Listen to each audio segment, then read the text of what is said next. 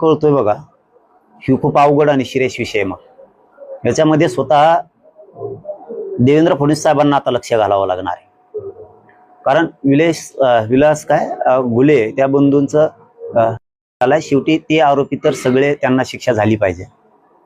कोणाचं लेकरू गेलं आणि त्याला न्याय नाही मिळाला असं या राज्यात होऊ नये.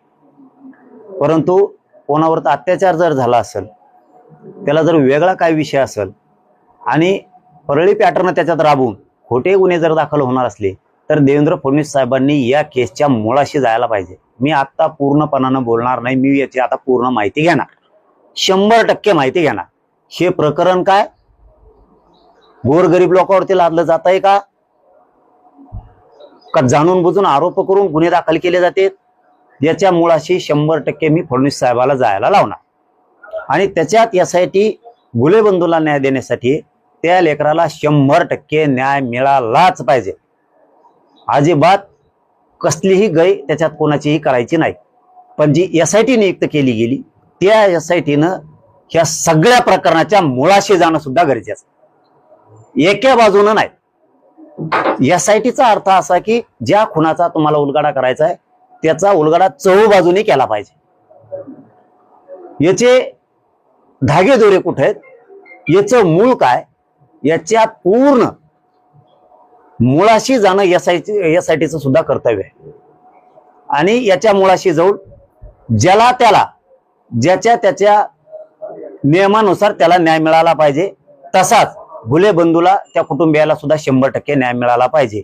पण जे आता नवीन प्रकरण आलं, हे खरं काय काय मला याच्यातलं काय माहित नाही. मी याच्यात मुळाला जाऊन पूर्ण माहिती घेणार आणि फडणवीस साहेबांना याचा मुळाशी तपासच करायला लावणार, सोडणार नाही कोणालाच.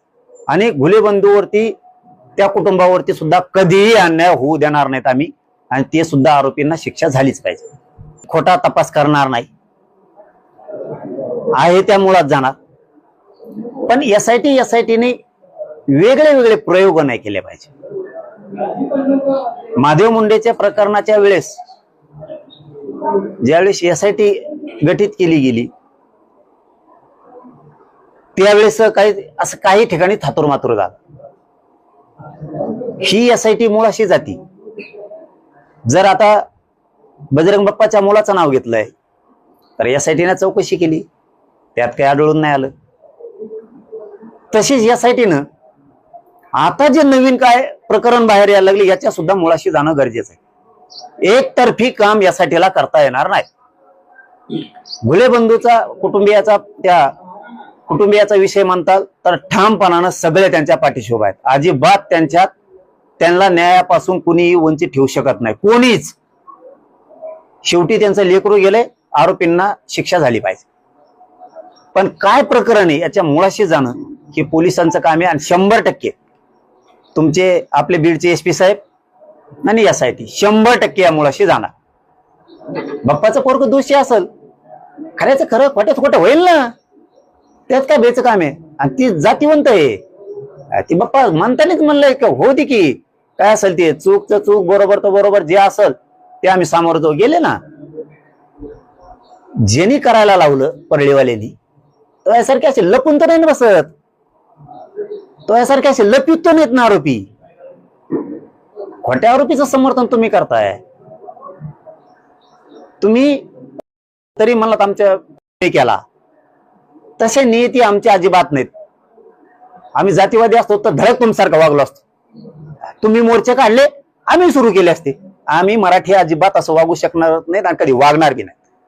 कोणाच्या लेकरावरती हात पडलाय, कोणाचं लेकरू मारलं गेलंय, तर आपण त्या दुःखात सहभागी असलो पाहिजेत. या नियतीच्या आम्ही इथं कायम राहणार आहे. कधीही त्या घुले कुटुंबियाला आम्ही उघडं पडू देणार नाहीत. त्यांना जर आमची गरज वाटली तर आम्ही त्यांच्या मदतीला अर्ध्या रात्री कधी होऊ देणार नाहीत. पण त्याचं ऐकून, तुम्ही परळीवाल्याचं ऐकून खोटे आरोप कोणावरती करू नका.